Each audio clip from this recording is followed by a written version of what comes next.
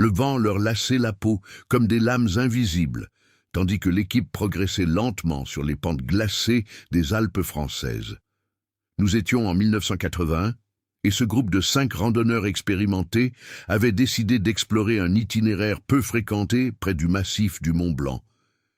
Il ne s'agissait pas d'une aventure ordinaire, ils cherchaient à recenser des sentiers oubliés, des chemins qui ne figuraient même pas sur les cartes officielles. En tête, Laurent Varèse, guide respecté, réputé pour son sang-froid et sa rapidité de décision. Ses pas étaient fermes, presque mécaniques, marquant la neige d'une précision calculée. Derrière lui, les autres membres suivaient en silence, reliés par des cordes et la confiance mutuelle forgée au fil des années d'expédition. Mais ce jour-là, quelque chose clochait. La radio portable, qui avait fonctionné parfaitement jusqu'à quelques heures auparavant, n'émettait plus que des parasites. Les boussoles affichaient d'étranges variations, tournant lentement comme si elles hésitaient, et plus inquiétant encore, le terrain semblait se déplacer. Laurent s'arrêta brusquement, levant le poing serré, un signal universel d'arrêt. Les autres obéirent sans poser de questions. Plus loin, là où il aurait dû y avoir une étendue de glace continue, se trouvait une dépression, une sorte d'ouverture irrégulière, comme si la montagne avait été déchirée de l'intérieur. Aucun d'eux ne se souvenait de cet endroit dans les archives précédentes. « Ce n'était pas là », murmura Claire, la seule à oser rompre le silence. Laurent ne répondit pas immédiatement. Son regard scruta l'ouverture avec une extrême attention. La glace qui l'entourait était d'une couleur plus sombre, presque translucide par endroits, laissant entrevoir des formes indéfinies à l'intérieur. Il a pris une décision. Sans consulter le groupe, il commença à descendre. La corde fut ajustée, le matériel renforcé, et ils descendirent un à un. La pente était dangereuse, et le silence en contrebas était différent. Ce n'était pas seulement une absence de son. C'était comme si l'environnement absorbait tout bruit. La température a encore baissé. À mesure qu'ils avançaient, la lumière naturelle diminuait, laissant place à des reflets bleutés émanant des parois de glace. C'était magnifique, mais profondément troublant. C'est alors qu'ils ont trouvé le premier signe. Un sac à dos. Partiellement prise dans la glace, recouverte d'une fine couche de cristallisation récente, la matière était intacte. Laurent s'en approcha et la tira avec effort. C'était trop étrange pour quelque chose qui était censé être là depuis des années. Il l'ouvrit. À l'intérieur, du matériel ancien, très ancien. Une gourde dont le modèle n'était plus fabriqué depuis des décennies. Une carte jaunie et pliée, avec des annotations manuscrites. Et un nom, Henri Delacroix. Laurent se figea. Ce nom n'était pas inconnu. Il figurait dans un rapport archivé concernant un groupe d'explorateurs disparus dans la même région, en 1957. Aucun corps n'avait jamais été retrouvé. « Ça n'a aucun sens », dit quelqu'un derrière lui, la voix tremblante. Mais il n'y avait pas de temps pour les théories. Un écho retentit, une fissure profonde, comme de la glace pressée de l'intérieur vers l'extérieur. Ils levèrent tous les yeux en même temps. Les murs se mirent à vibrer légèrement. De petits fragments de glace se détachèrent et tombèrent autour d'eux. Laurent cria de battre en retraite, mais le sol céda sous leurs pieds avant qu'ils ne puissent réagir. La chute fut rapide, violente. Et quand tout s'arrêta, le silence revint. 23 ans plus tard, été 2003, la chaleur inhabituelle de cette année-là avait accéléré le dégel dans plusieurs régions des Alpes françaises. Des équipes de surveillance climatique ont parcouru des zones auparavant gelées en permanence, enregistrant les changements du terrain. C'est lors d'une de ces inspections qu'un opérateur a remarqué quelque chose d'inhabituel, une structure, partiellement exposée sous la glace fondante. Ce n'était pas du roc, ce n'était pas de la glace, c'était artificiel. Quelques heures plus tard, une équipe fut dépêchée sur place. L'accès était difficile, mais ce qu'ils découvrirent rendait toute explication insuffisante. Corps conservés, 5 d'entre eux, disposés d'une manière étrangement organisée, comme s'ils avaient été placés là, non par la nature, mais par quelqu'un.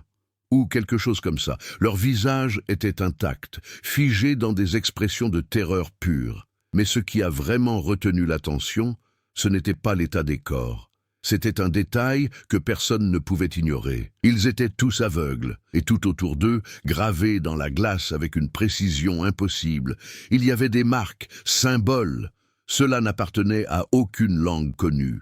La zone fut rapidement bouclée par les autorités françaises. Ce qui semblait au départ une découverte archéologique fortuite devint en quelques heures une affaire d'intérêt national. Des experts de différents domaines furent appelés sur place.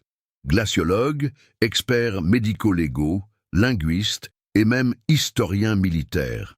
Parmi eux figurait Émile Renaud, enquêteur civil spécialisé dans les affaires de disparition non résolues. Il n'était pas le choix évident, mais sa réputation était difficile à ignorer. Il détectait des schémas là où d'autres ne voyaient que des coïncidences. En arrivant sur les lieux, Émile comprit immédiatement qu'il ne s'agissait pas d'un simple accident figé dans le temps. La glace qui entourait les corps ne présentait aucun signe naturel de compression progressive. Elle était composée de couches irrégulières, comme si la congélation s'était produite par étapes abruptes. De plus, la position des cadavres était méticuleusement alignée, chose impossible lors d'une chute incontrôlée comme celle rapportée dans les archives de 1980. Il s'accroupit près du corps, qui semblait être celui du chef du groupe. Laurent Varèse. Même plus de 20 ans après, son visage portait encore la marque de la tension de ce dernier instant. Les muscles étaient tendus, la mâchoire crispée, et le vide régnait là où auraient dû se trouver ses yeux. Émile ne toucha à rien.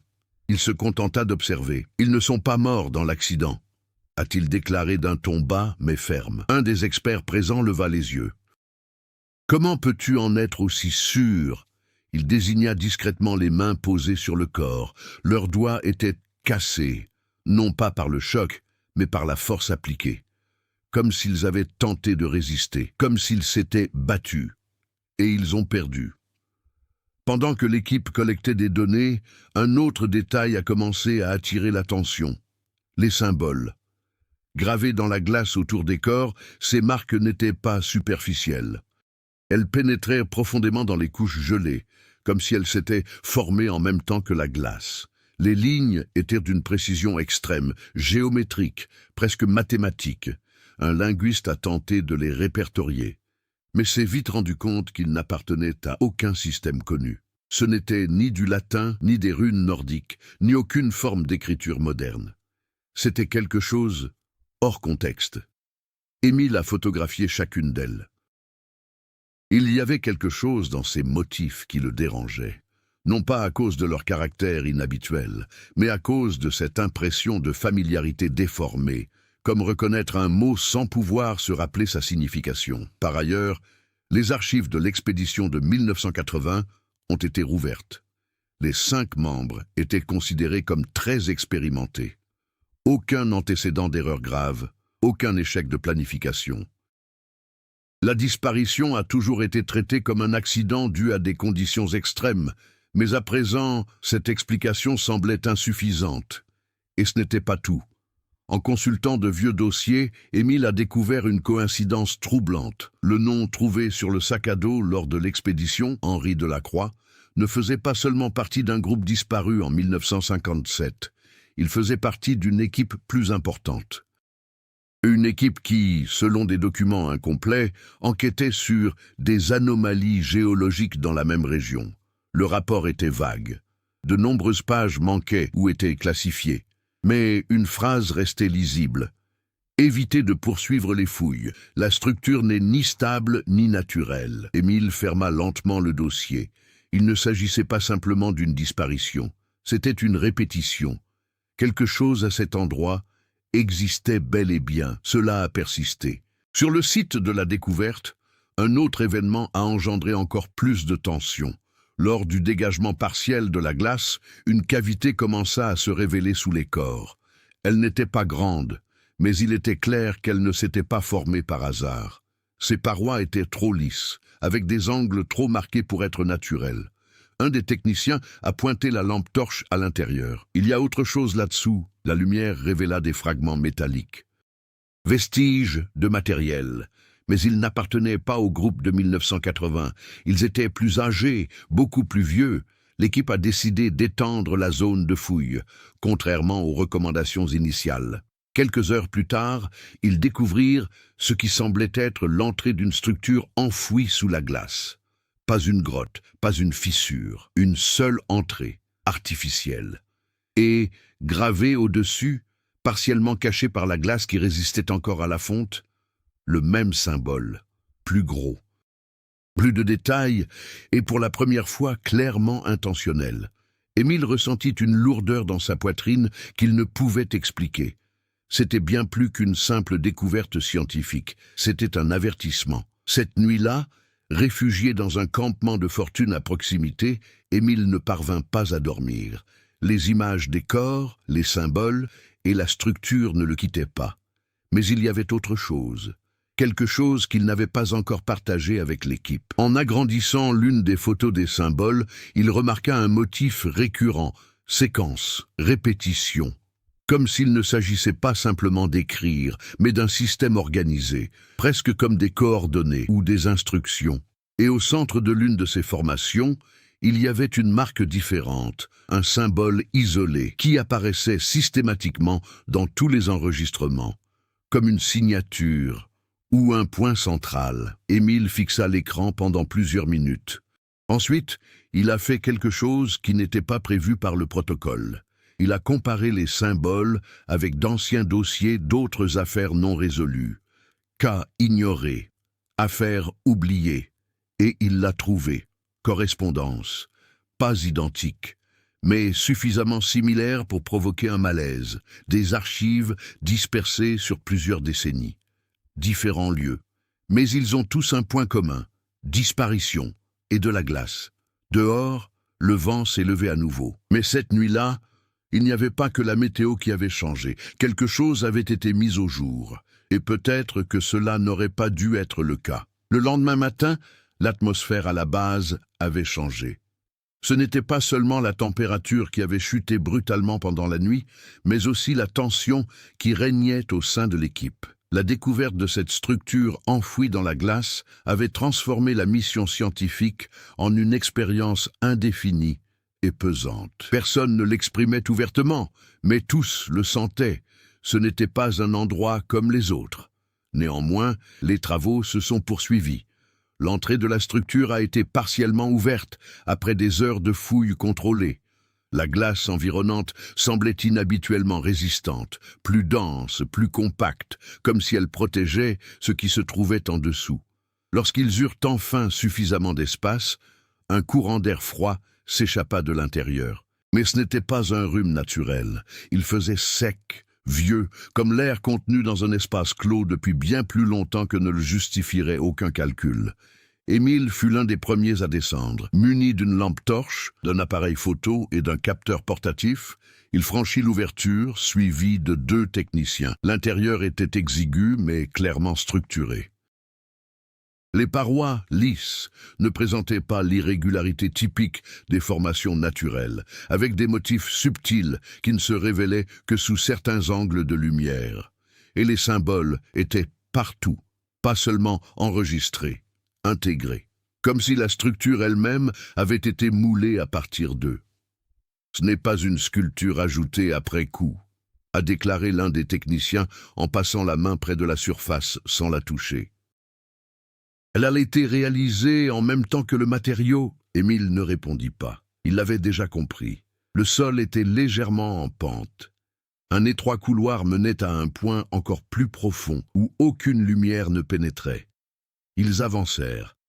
Chaque pas résonnait étrangement, comme si le son était absorbé avant de pouvoir se propager complètement. Le sentiment d'isolement grandissait à chaque mètre parcouru. C'est alors qu'ils ont découvert la première anomalie manifeste. Un équipement. Une vieille lanterne posée près du mur. Émile se pencha. Il a immédiatement reconnu le modèle. Année 1950. Il n'avait rien besoin de dire. Les autres avaient compris. Groupe Henri Delacroix. Ils étaient là, bien avant l'équipe de 1980. Et ils ne sont probablement pas partis. Plus loin, le couloir débouchait sur une salle plus grande, et ce qui se trouvait là a interpellé tout le monde. Des marques sur le sol. Ce n'étaient pas des empreintes ordinaires. C'étaient des traînées, des motifs irréguliers, comme si quelque chose avait été tiré ou déplacé sans marcher de façon conventionnelle. Et ce n'était pas tout. Sur les murs, les symboles devenaient plus denses, plus complexes. Certains se chevauchaient, d'autres s'interrompaient brusquement, comme s'ils avaient été gravés à des époques différentes.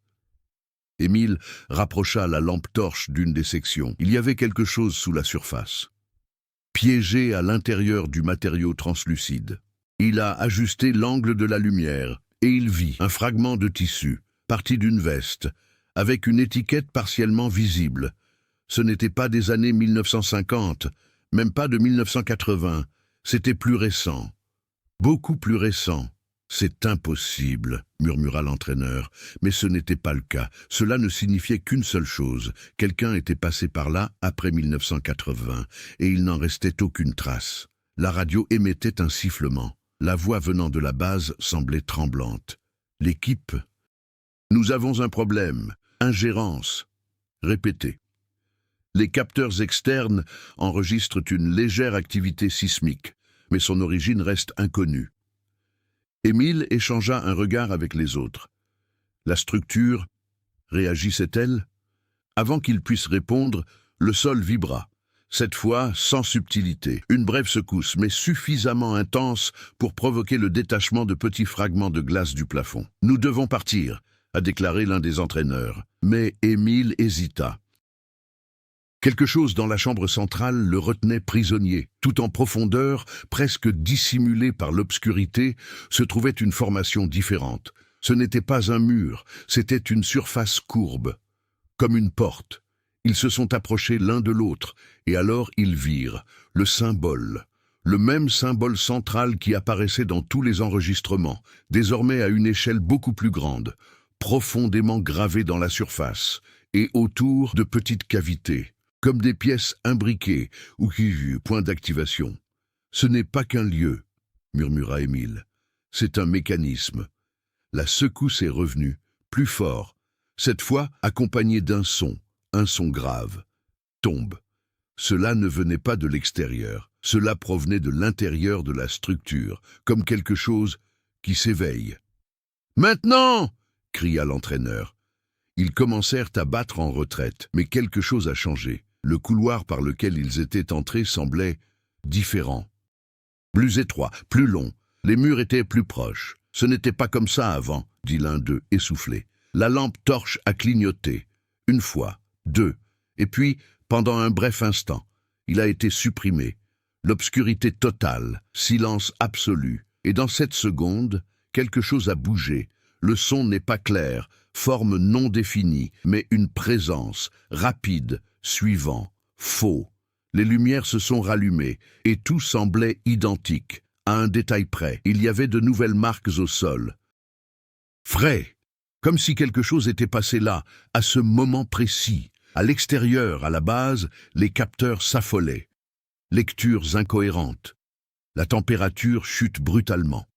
Et quelque chose de plus. Les caméras installées près de l'entrée ont enregistré des mouvements. Quelque chose va se révéler.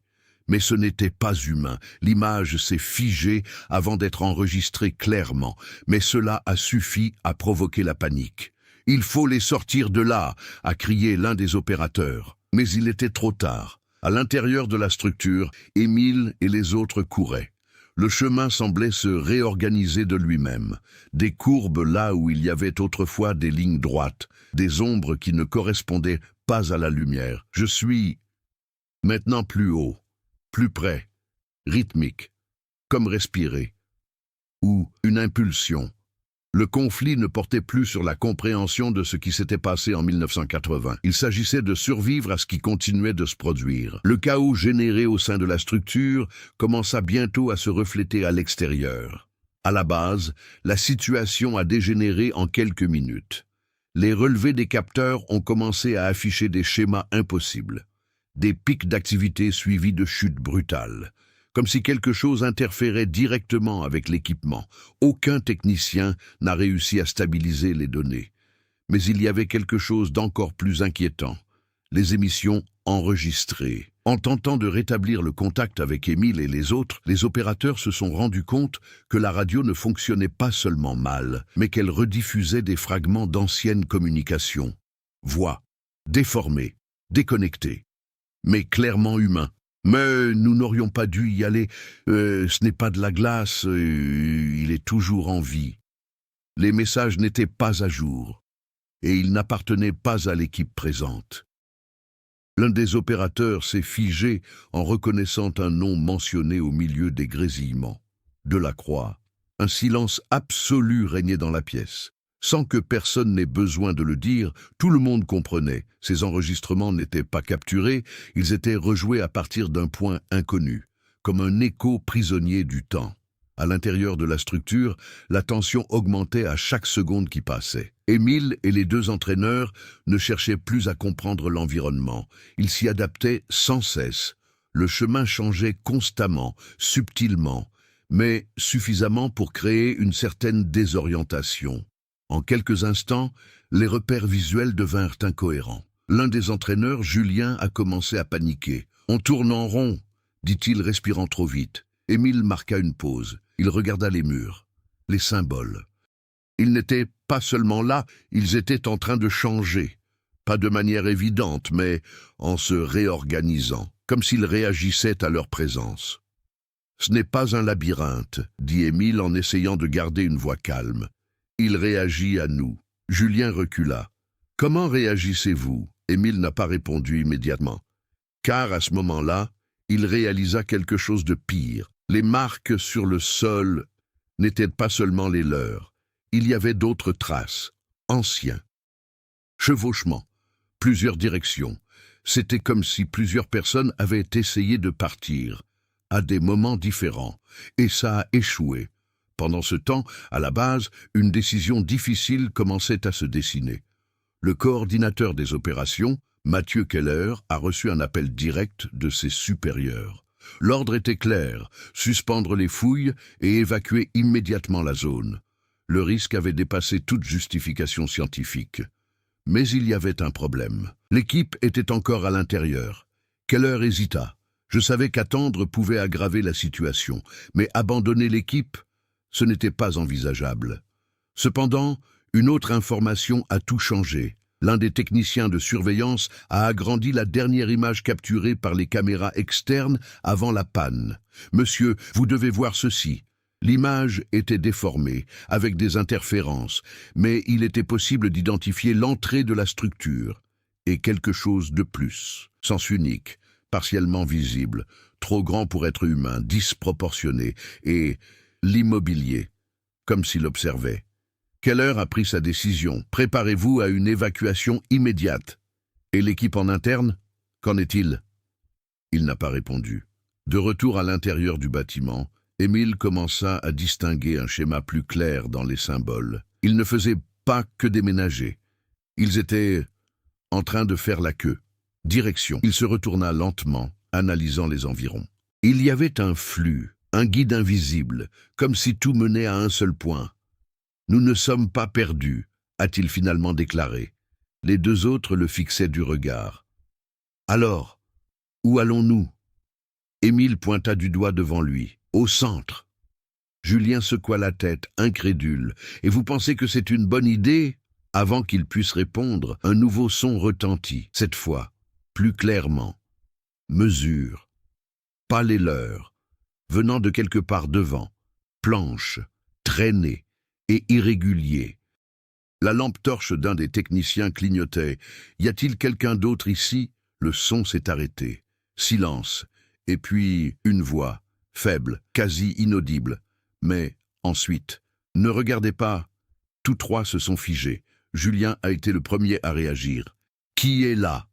Aucune réponse. Seul l'écho de sa propre voix, englouti par les murs, résonnait. Émile fit un pas en avant, contre tout instinct. Parce que je le savais, si cette chose était humaine, ce serait peut-être la seule chance de comprendre. Mais au fond de lui, il n'y croyait plus. Alors qu'ils avançaient de quelques mètres supplémentaires, le couloir s'ouvrit de nouveau. Mais cette fois, il ne s'agissait pas d'un appareil photo ordinaire. Il était plus grand, beaucoup plus grand. Le plafond disparut dans l'obscurité, et au centre, il y avait quelque chose, une structure surélevée, circulaire, avec le symbole central gravé sur sa surface. Mais maintenant, la situation n'était plus statique. Les lignes étaient en mouvement, lentement, comme s'ils étaient vivants, ou en cours d'activation. Julien recula d'un pas. Ça ne peut pas être réel, mais c'était le cas. Et pire encore, autour de la structure, il y avait d'autres corps, pas seulement 5, pas seulement du groupe de 1957. Ils étaient nombreux, conservés, alignés. Ils partagent tous le même détail troublant, sans yeux. À l'extérieur, des hélicoptères approchaient déjà pour procéder à l'évacuation, mais personne ne pouvait ignorer ce qui se passait. Car, pour la première fois, la glace autour de la structure commença à se fissurer, de l'intérieur vers l'extérieur. Les intrigues secondaires sont désormais entremêlées, le passé qui n'a jamais été résolu, les archives cachées, les disparitions ignorées, et la présence qui non seulement existait, mais j'attendais. L'air à l'intérieur de la chambre a changé. Ce n'était pas seulement la température, c'était une sensation de pression, comme si l'environnement lui-même comprimait l'espace autour d'eux. Émile sentit ses oreilles se déboucher légèrement, comme s'il descendait rapidement d'une haute altitude. Mais elles ne bougeaient pas. La structure au centre était. Les lignes gravées sur sa surface commencèrent à se réorganiser avec une intensité accrue. Auparavant lente et presque imperceptible, elle se mouvait désormais nettement, traçant des motifs qui s'emboîtaient et se dissolvaient en cycles continus, comme du code en cours de traitement, ou une langue, en cours d'exécution. Julien recula d'un pas. Ce n'est pas possible, ce n'est pas possible. L'autre entraîneur, Marc, gardait les yeux fixés sur la structure, incapable de détourner le regard. Il nous répond. Émile ne dit rien, car à ce moment-là, il a réalisé quelque chose de crucial. Les symboles ne faisaient pas que réagir à leur présence, ils réagissaient à quelque chose de précis. Il regarda autour de lui, les corps, tous positionnés avec précision autour de la structure, comme s'ils faisaient partie d'un motif plus vaste, comme des morceaux ou des composants. Son regard s'attarda sur un détail qui était passé inaperçu jusque-là. Il ne s'agissait pas seulement de corps aveugles. Les cavités n'étaient pas vides par décomposition. Ils étaient propres. Vous en avez besoin, comme si quelque chose avait enlevé les yeux intentionnellement. Et alors il a compris. Ce ne sont pas des victimes, murmura-t-il. Julien le fixa, choqué.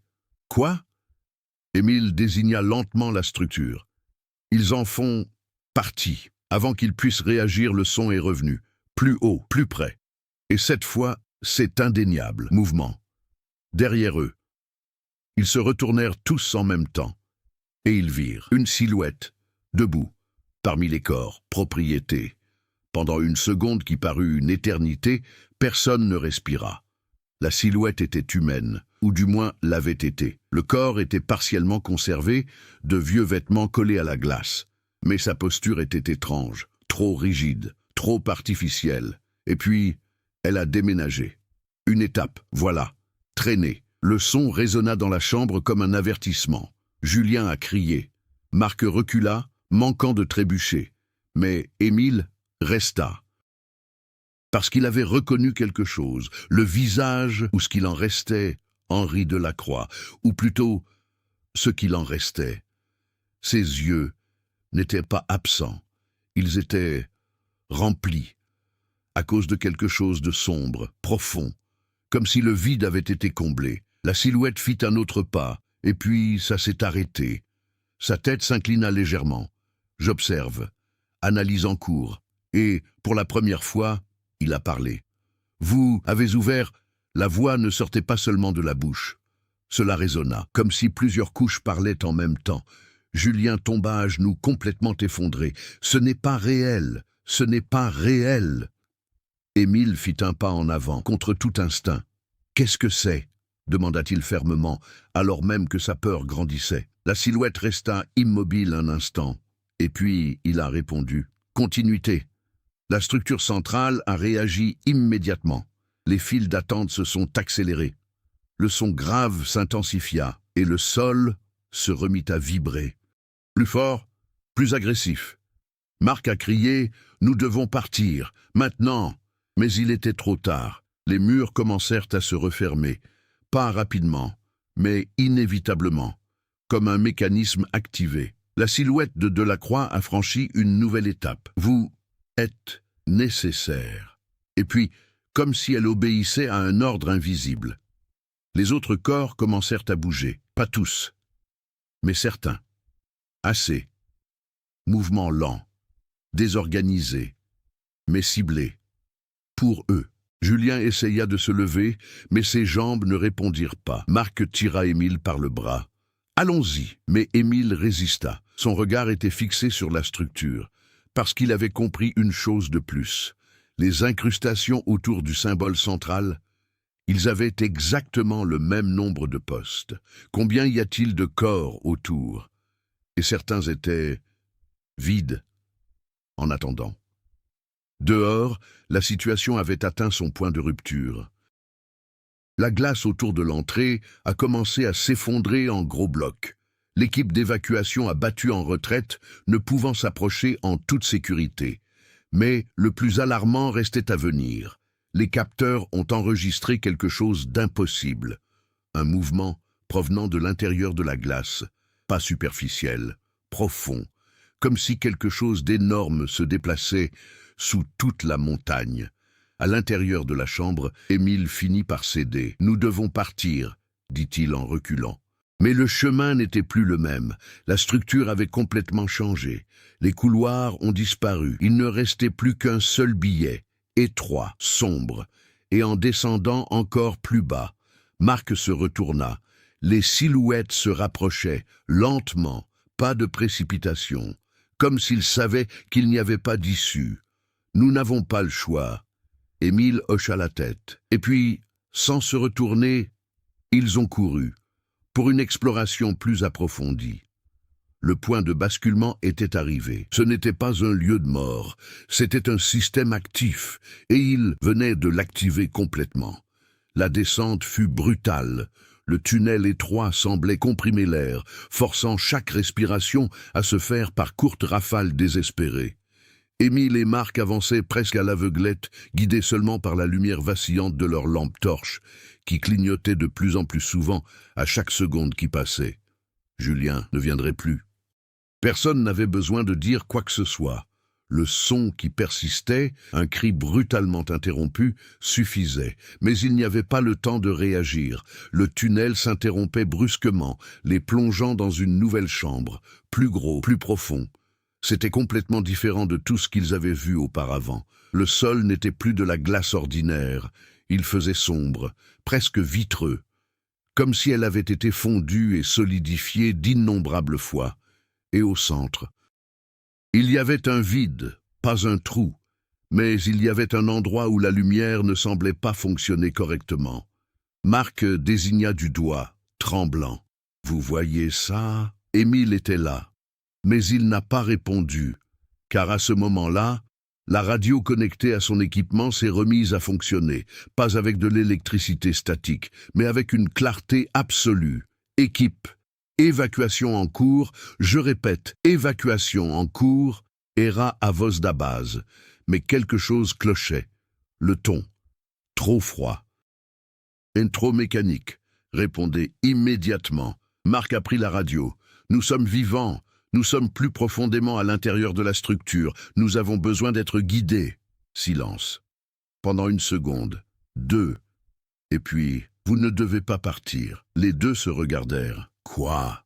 Demanda Marc, perplexe. La réponse vint sans hésitation. Il faut maintenir ce cycle. La radio est tombée des mains de Marc. Ceci n'est pas la base. Émile a immédiatement éteint l'appareil. Mais il était trop tard. Le message a été reçu. Autour d'eux, la caméra commença à réagir. Le sol sombre émettait une faible lueur intérieure, comme des veines de lumière, illuminant lentement sa surface. Des lignes commencèrent à se dessiner, reliant l'espace central au mur. Les symboles étaient là aussi, mais différents, les plus anciens, plus complexes, comme s'ils étaient à l'origine de tout le reste. Émile fit un pas en avant. J'ai senti quelque chose me tirer, pas physiquement, mais mentalement, comme si l'environnement influençait leurs décisions. « On est loin du compte », dit Marc en reculant. Mais Émile ne s'arrêta pas, parce qu'il en savait déjà assez. Les disparitions, répétitions, organismes organisés, les accessoires. Ce n'était pas un accident, c'était un processus. Et il avait été amené là-bas. Dehors, le spectacle était celui d'un effondrement. L'évacuation était en cours, mais tout le monde n'a pas pu sortir à temps. Certains membres de l'équipe de surveillance ont insisté pour rester, tentant de maintenir le contact avec ceux qui étaient encore à l'intérieur. Mais l'environnement n'obéissait plus aux lois normales. L'équipement présentait des dysfonctionnements aléatoires. Les communications ont été confuses. Et puis, l'impossible s'est produit. L'un des opérateurs a commencé à parler, mais pas de sa propre voix. Ils ont atteint le cœur, tout le monde s'est retourné. L'homme restait immobile, les yeux fixés sur l'écran. Le processus a repris. « Qu'est-ce que tu fais ?» cria Keller en le saisissant par les épaules. Mais l'opérateur n'a pas réagi. La continuité sera rétablie. Et puis, le silence. Il cligna des yeux, confus, comme si rien ne s'était passé. Dans ce contexte, les conséquences sont devenues inévitables. Marc a commencé à faire une dépression nerveuse. Nous n'aurions pas dû venir, personne n'aurait dû venir. Il recula en titubant, essayant de s'éloigner de la zone centrale. Mais plus il s'éloignait, plus l'espace semblait se déformer. Les murs se refermaient sur vous. Le chemin a disparu. Il n'y a pas d'issue, murmura-t-il. Émile resta inébranlable. Non pas par courage, mais pour plus de clarté. Il regarda vers le centre de la caméra. Dans le vide. Et finalement, il a compris. Il ne s'agissait pas d'un espace physique ordinaire. C'était un point de convergence, un endroit où quelque chose était conservé, ou nourri. Et quoi que ce fût, c'était incomplet.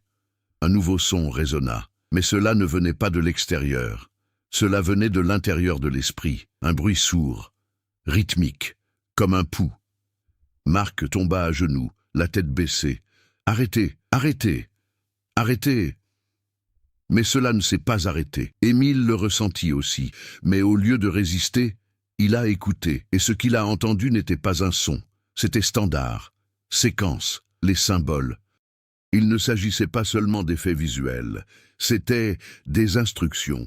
Le sol sous le centre de la caméra commença à s'ouvrir lentement, pas comme une fissure, mais comment fonctionne une division précise.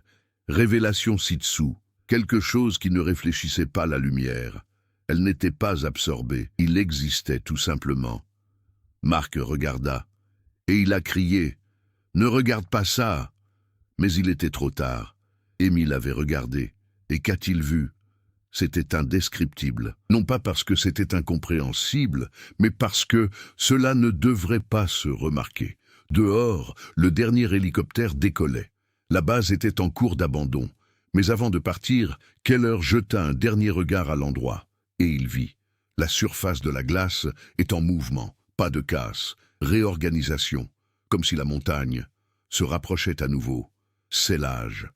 Au sein de cette structure, tout convergeait vers un seul point. Les conséquences étaient totales. La réaction avait commencé. Et maintenant, il n'y avait plus de retour en arrière. Le son s'est arrêté brusquement. Il n'y a pas eu de transition, pas d'écho. Le pouls s'est tout simplement arrêté. Émile resta immobile quelques secondes, fixant toujours le vide qui se dévoilait au centre de la pièce. Sa respiration était irrégulière, mais son regard était différent, plus concentré, comme si quelque chose s'était réorganisé en lui. Marc, toujours à genoux, tremblait. « Nous devons partir. Nous devons partir maintenant. » Mais sa voix n'exprimait plus aucune conviction. C'était automatique, instinctif. C'est inutile. Parce qu'ils le savaient tous les deux. Il n'y avait aucune issue, pas au sens habituel. Émile détourna lentement le regard du centre, non pas par peur, mais par décision. Il avait compris quelque chose de fondamental. La résistance n'était plus une option efficace. La structure n'était pas un ennemi au sens traditionnel du terme. C'était quelque chose qu'on ne pouvait ni éviter ni combattre. C'était un système, et les systèmes suivent des règles. « Lève-toi », dit Émile d'un ton ferme. Marc n'a pas réagi. « Se lever ». Le son déchira l'air. Marc finit par obéir, encore désorienté. « Écoute », poursuivit Émile en contrôlant sa respiration. « Ce n'est pas le fruit du hasard. Rien ici ne l'est. Tout suit un schéma. » « Un schéma qui tue tout le monde, » répondit Marc, la voix brisée. Émile secoua légèrement la tête. Un modèle qui a besoin de quelque chose. Il a pointé du doigt le centre de la caméra. Cette chose ne les a pas tués. Marc regarda, hésitant. « Alors, qu'est-ce que vous leur avez fait ?» Émile mit quelques secondes à répondre. « Ils ont malmené le processus. » Silence. Marc essaya de comprendre. « Et vous pensez que c'est possible, n'est-ce pas ?» Émile ne répondit pas directement, mais il fit un pas vers le centre. Le sol sous ses pieds a réagi immédiatement. Des lignes de lumière apparurent, reliant sa position au symbole central. Ce n'était pas agressif, il n'y avait aucune douleur. C'était une reconnaissance. Marc est vivant. « Que fais-tu » ? « Quelque chose que personne n'a fait auparavant, » répondit Émile. Il commença à observer les formations qui l'entouraient, les accessoires, la position des corps dans les chambres supérieures, l'organisation. Tout cela faisait partie d'un système incomplet. Et pour la première fois, il vit ce qui manquait. Ce n'était pas qu'un simple chiffre, c'était un problème d'alignement, séquence, temps.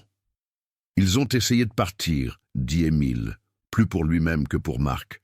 Ils ont essayé de briser le processus, et ils en sont devenus partie intégrante. Marc recula d'un pas. La solution est donc de se rendre. Émile le regarda. Non, il s'agit de comprendre comment ça fonctionne et d'y mettre fin. Un nouveau mouvement a vu le jour. Les parois de la chambre commencèrent à émettre une lueur plus intense. Les symboles s'alignèrent en motifs plus organisés, moins chaotiques, comme s'ils étaient en train d'attendre. Émile se dirigea vers un des endroits proches du centre. Le sol était légèrement creux, un des accessoires. Il fixa son propre reflet déformé dans la surface sombre. Et puis il a compris. Ce n'était pas seulement physique, c'était cognitif. Le système avait besoin d'être sensibilisé, perception. De la part de quelqu'un capable d'interpréter, Marc commença à désespérer à nouveau. « C'est dingue. Tu parles comme si c'était une machine. » Émile répondit sans hésiter. « Parce que c'est le cas, mais pas comme ceux que nous connaissons. » La radio qui était éteinte s'est allumée toute seule. La même voix se fit entendre, mais cette fois, c'est plus clair, plus près. Le cycle est incomplet. Émile n'était pas surpris. « Je sais, la continuité exige l'intégration. » « Je sais. » Marc le fixa, complètement perdu. « À qui parles-tu » Mais Émile ne répondit pas, car à ce moment-là, il n'était plus sûr que la voix provienne de la radio, ou de lui-même. Les images ont commencé à apparaître, des vues hors du commun, mais des fragments, des souvenirs qui n'étaient pas les siens, l'équipe de 1957, entrée, exploration, défaut, l'équipe de 1980, descente, tentative d'évasion, en cours de réorganisation, et d'autres, beaucoup d'autres, au fil des décennies. Toujours le même schéma, toujours la même erreur, interruption, résistance, fuir. Émile prit une profonde inspiration, et il a pris sa décision. « Nous ne partons pas d'ici », a-t-il finalement déclaré. Marc secoua la tête sous le choc. « Non, non, mais peut-être. Pouvons-nous empêcher cela de continuer ?» Silence, lourd, réel. Marc commença à comprendre. Et c'était pire que de ne pas comprendre. « Vous voulez dire que quelqu'un doit rester ?» Émile hocha la tête. « Ne restez pas. » La structure a réagi, encore une fois, mais maintenant de manière stable, sans tremblement, pas de chaos, comme si cela fonctionnait enfin correctement. Les éléments qui entouraient le centre commencèrent à émettre de la lumière. Un par un, il n'en restait plus qu'un. Marc s'est retiré. « Non, ne faites pas ça. » Mais Émile était déjà passé à autre chose, sans hésitation, sans regarder en arrière, non pas par courage, mais parce que maintenant, Il savait exactement ce qu'il faisait. La croissance ne provenait pas de l'espoir, même pas par la force, mais d'après la compréhension. Et dans ce lieu, comprendre signifiait accepter. Le dernier luminaire restait éteint. Le reste de la structure pulsait en parfaite synchronisation, comme s'il ne lui manquait plus que l'élément final pour achever le système. La lumière émanant du sol était désormais stable, sans oscillation, formant des lignes continues qui convergeaient vers le centre de la chambre.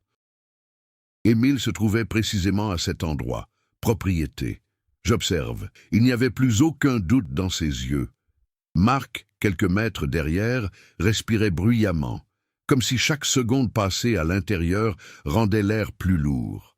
« Il est encore temps », dit-il d'une voix faible. « On peut essayer de rentrer. » Mais les mots eux-mêmes sonnaient creux, car l'environnement alentour ne laissait plus entrevoir la moindre possibilité de retour.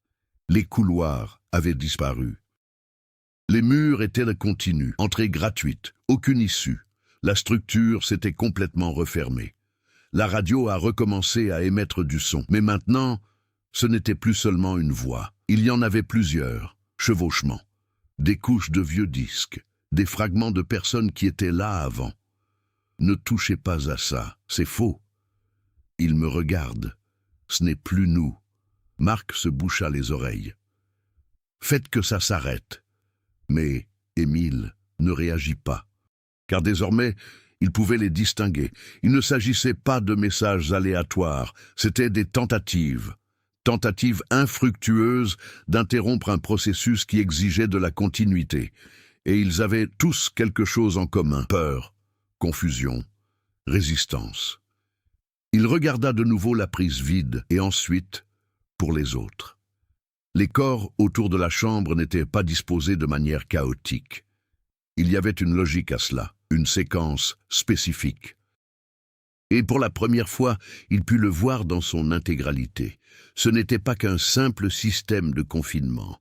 Il s'agissait d'un cycle d'activation. Chaque individu occupait un poste.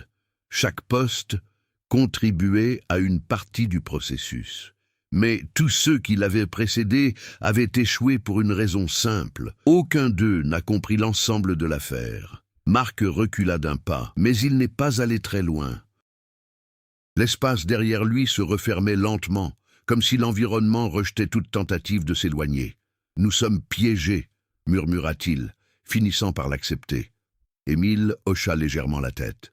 « Nous l'avons toujours été. » Un nouveau son a émergé, plus profond, plus structurel, comme des engrenages colossaux qui commencent à tourner sous la surface. L'ensemble de la chambre a répondu. Les lignes sur le sol intensifiaient la brillance. Les symboles sur les murs commencèrent à s'aligner selon des motifs parfaitement symétriques. Et le centre, le vide, il a commencé à réagir.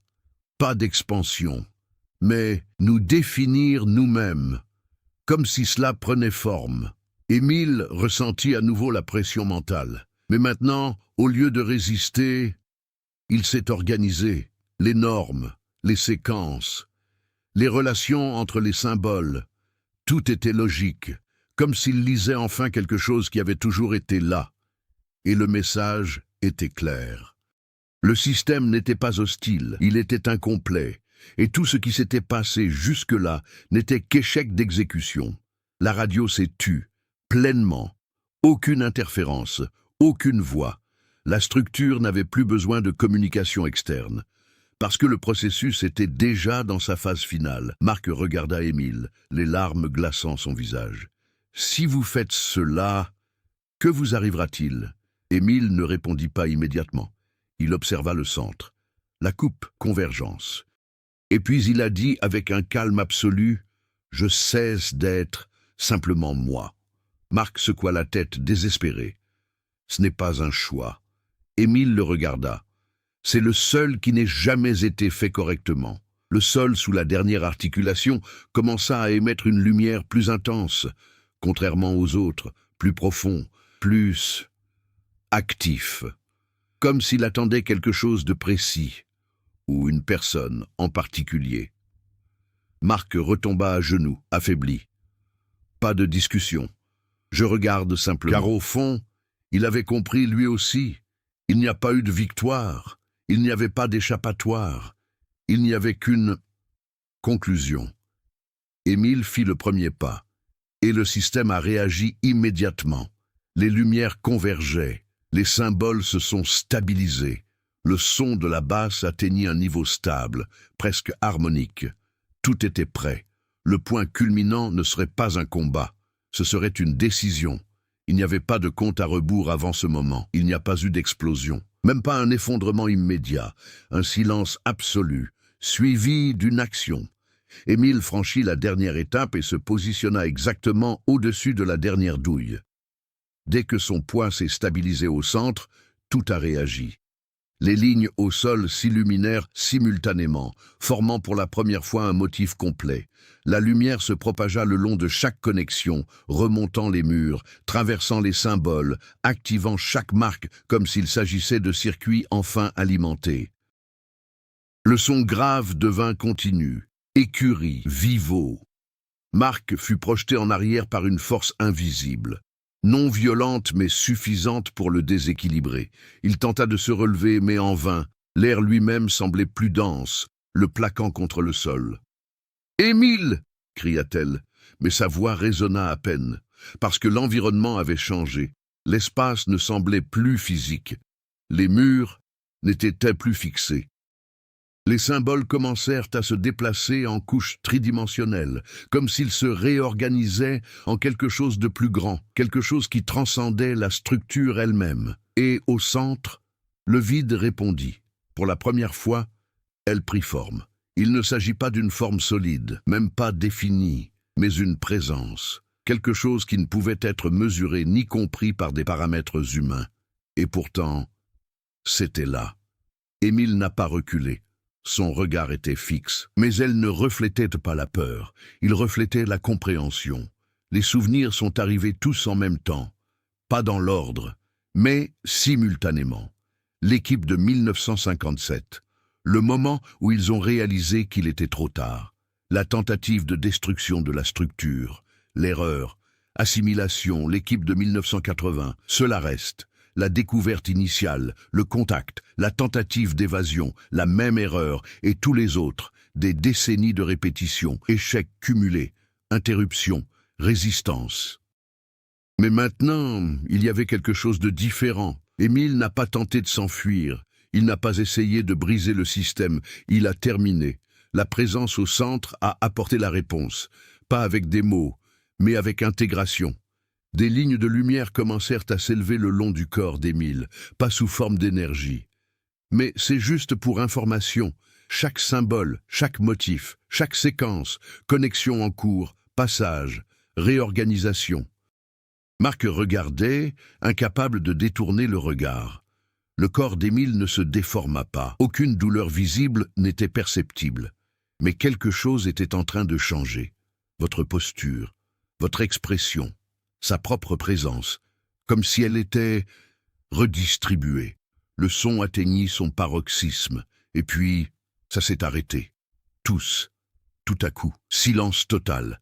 La lumière s'est éteinte, les murs ont retrouvé leur état solide, le centre a fermé, comme s'il n'avait jamais été ouvert. Marc resta immobile pendant quelques secondes, sans comprendre, impossible de traiter. Émile, sa voix était faible, quasi inexistant. Et puis, un mouvement au centre de la chambre. Marc leva lentement les yeux et il vit. Émile était toujours là, debout, propriété, mais différent. Ses yeux. Ils n'étaient pas vides, mais ils n'étaient pas identiques non plus. Il y avait trop de profondeur, comme si elle reflétait quelque chose qui n'avait pas sa place là-bas. Il fit un pas. Le son résonna normalement, sans distorsion, sans interférence. L'environnement était stable. Marc essaya de se relever, et cette fois, il a réussi. « C'est fini ?» demanda-t-il, tremblant encore. Émile le regarda, et pendant un bref instant, tout sembla identique. Mais il a ensuite répondu « non ». Silence, lourd, définitive.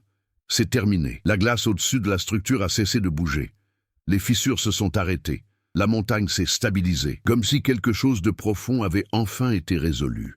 Marc regarda autour de lui. Les corps, au passé, auparavant figés dans des expressions de terreur.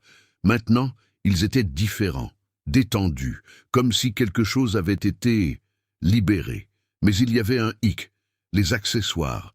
Tous les champs sont remplis, sauf un, le centre. Marc recula d'un pas. « Qu'est-ce que tu as fait ?» Émile n'a pas répondu immédiatement.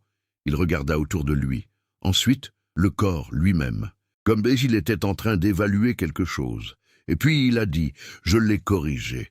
Le tournant ne résidait pas dans ce qui avait été détruit, mais dans ce qui avait été achevé. Le retour ne fut pas immédiat. Après le silence absolu qui suivit l'activation complète de la structure, le temps sembla se figer dans la chambre. Marc ne savait plus si des minutes ou des heures s'étaient écoulées. Tout était trop figé, trop contrôlé. Émile resta debout au centre. Pas de précipitation. Pas de précipitation, respiration régulière. Les yeux fixes, mais pas sur quoi que ce soit de visible. Marc a finalement trouvé le courage de l'aborder. Chaque pas était fait avec précaution, comme si l'on craignait de déclencher à nouveau quelque chose. Mais rien n'a réagi, aucun son, aucune vibration. « On peut rentrer à la maison ?» demanda-t-il, la voix encore tremblante. Émile tourna lentement la tête.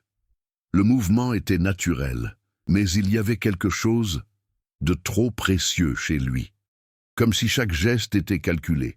Oui, la réponse était simple, pas d'écho, sans distorsion, mais il portait un fardeau que Marc ne pouvait expliquer.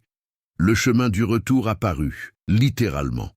À mesure qu'il s'éloignait du centre, la structure commençait à se réorganiser à nouveau, mais cette fois de manière linéaire et stable, comme un chemin défini. Les couloirs réapparurent, sans distorsion, aucun changement, comme s'il existait enfin un bon chemin. Marc s'en est rendu compte. « Ce n'était pas comme ça avant. »« Non, » répondit Émile, « je ne l'étais pas. » Ils marchèrent en silence. L'environnement ne semblait plus hostile. Mais ce n'était pas neutre non plus. C'était résolu. Durant l'ascension, ils traversèrent à nouveau des zones où régnait auparavant le chaos. Maintenant, tout était aligné. Les symboles restaient sur les murs, mais ils ne bougeaient plus. Ils ont été fixés en place. Conclusion. Arrivé dans la chambre supérieure, où les corps de l'équipe de 1980 avaient été retrouvés, Marc s'arrêta. Quelque chose avait changé, très différent. Les corps n'étaient plus là. La glace était lisse, intacte, comme s'ils n'avaient jamais existé. Marc sentit un frisson lui parcourir l'échine. Il était là. Émile resta figé, les yeux écarquillés. Pas plus. Que leur est-il arrivé? Émile mit quelques secondes à répondre. Ils étaient intégrés. Marc n'a pas posé d'autres questions. Il comprenait le vrai sens de ce mot. En sortant du bâtiment, la lumière naturelle frappa leur visage. Le monde extérieur existait encore. Le ciel, le vent, la montagne. Mais tout semblait lointain, comme si cela appartenait à une réalité parallèle à celle qu'ils avaient vécue. La base n'existait plus. Aucun équipement, pas d'équipe. L'évacuation était terminée. Ils étaient seuls. La descente de la montagne se fit en silence. Aucun incident, sans obstacle. Comme si l'environnement lui-même permettait cette évasion. Quelques jours plus tard, lorsqu'ils ont finalement réussi à contacter les autorités, leur récit a suscité l'incrédulité. Il n'existait aucune trace de cette structure, aucune preuve matérielle, aucune trace de la base installée. Les coordonnées fournies par Marc ne menaient qu'à de la glace continue, impénétrable. Mais il y avait une chose que personne ne pouvait expliquer. Marc, il n'était plus le même. Physiquement, il était intact. Mais son comportement a changé. Il parlait peu, je dormais moins. Et parfois, il restait immobile pendant de longues périodes, fixant des surfaces vides, comme s'il voyait quelque chose au-delà. Dans l'un de ses derniers témoignages, interrogé sur ce qui s'était réellement passé à l'intérieur, Marc a hésité, pendant longtemps. Et il a répondu « Ce n'était pas quelque chose. Silence. C'était un processus. Mais ce qui a le plus perturbé les enquêteurs, c'est une autre information. Une dernière observation faite par l'un des médecins qui l'ont examiné quelques jours plus tard, lors d'un examen de routine, alors qu'il examinait les yeux de Marc sous une lumière vive. Il réalisa quelque chose. Un modèle, quasiment invisible, reflet dans l'iris, comme des lignes, symétriques, organisées. Marc n'a jamais fait de commentaire à ce sujet, mais parfois, quand personne ne regardait, il répétait sans cesse la même phrase, faible, quasi inaudible. Ce n'est pas encore fini. L'histoire ne s'est pas arrêtée avec le départ, car ce qui a été achevé n'est pas terminé. La situation venait de se stabiliser. Des mois plus tard, dans un laboratoire isolé, un technicien analysait des images thermiques récentes des Alpes françaises. Rien d'inhabituel, jusqu'à ce qu'un schéma se dégage, subtil, tout au fond sous la glace, ligne, symétrique, organisé, actif. Il l'a agrandi, et puis il a compris. Les formations n'étaient pas statiques, ils se déplaçaient lentement, comme un système fonctionnant en continu. Dans un coin de l'écran, un petit point pulsait, rythmique, constante, en signe, ou une réponse. Ce sujet vous a-t-il convenu? Souhaitez-vous apporter des modifications, ou pouvons-nous passer au suivant? Si cette histoire vous a mis mal à l'aise, alors elle a atteint exactement son objectif. Dites-moi, croyez-vous vraiment que tout ce qui existe peut s'expliquer, ou bien y a-t-il des choses anciennes, cachées, qui n'attendent que le moment propice pour être découvertes? Laissez vos commentaires ci-dessous. Que pensez-vous qu'il soit vraiment arrivé à Émile? A-t-il sauvé tout le monde, ou a-t-il déclenché quelque chose d'encore plus grand? Et surtout, auriez-vous pris la même décision? Si vous appréciez les histoires de ce genre, pleines de mystères, de tensions et de rebondissements troublants, n'oubliez pas de abonnez-vous à la chaîne et activez les notifications, car la suite de cette histoire pourrait bien être encore plus proche de la réalité que vous ne l'imaginez.